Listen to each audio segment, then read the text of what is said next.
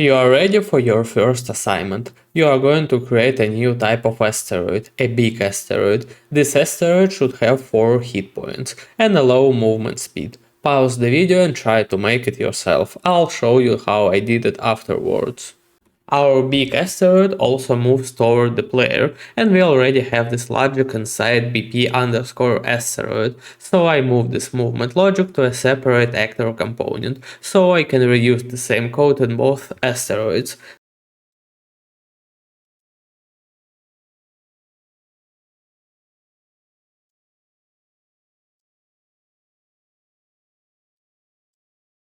Then I added a health component because the big asteroid has 4 hit points.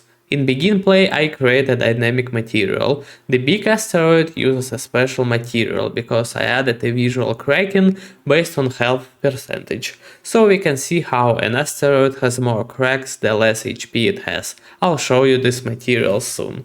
During playtesting I noticed some problems with collisions and hit events, so I decided to use on-component begin overlap instead, since we don't really use physics-based movement and simply set the position each frame. I changed the collision preset to overlap all dynamics and set simulate physics to false.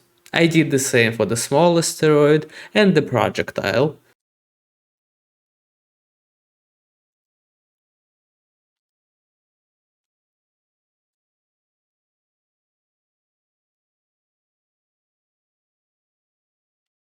In on-component begin overlap, I simply decrement the player's health. Then I implemented the take damage interface function, and this time I decrease the asteroid's health when it takes damage. After that, I used the on health change event to update the current health percentage in the material, so it correctly displays the crack level. Finally, I used the on health depleted event to increase the player's score when the asteroid has no remaining health points. Because we are using overlaps now, I changed the hit callback function to onProjectile overlap function inside turret projectile, and inside CPP file I simply added onComponent begin overlap instead. To find this function's signature, you can simply press F12 and F12 again on this component, and here you can copy all the signatures starting from here. I also added the big asteroid to our BP underscore asteroid spawner on the scene. As you can see, it is right here. We are ready to discuss the material. Let's start with the cracks map. I drew a simple 3-color grayscale mask using white, gray, and a slightly darker gray. This gives us 3 possible states of cracks. I used a grayscale approach because we won't be using this texture directly, it will serve as an alpha output source.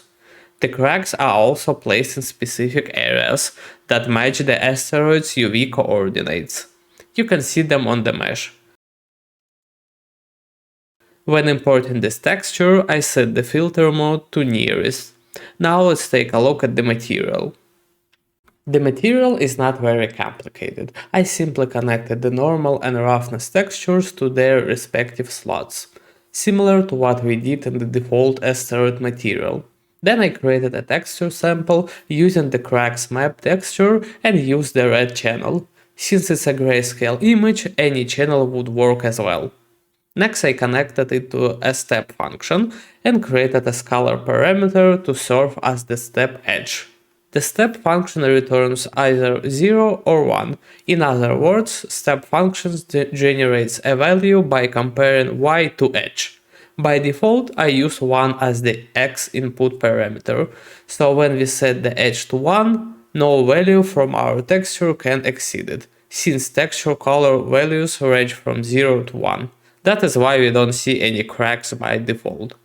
However, when we set the edge to something like 0.9, we begin to see the first layer of cracks, the areas colored white. This happens because the white parts have a value of 1, which is greater than the comparison edge of 0.9. That's how we can use our mask with the step function.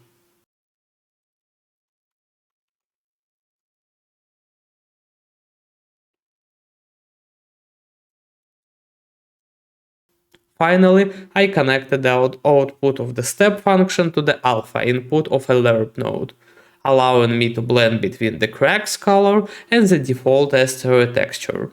Then I connected the lerp result to base color, and that's our material.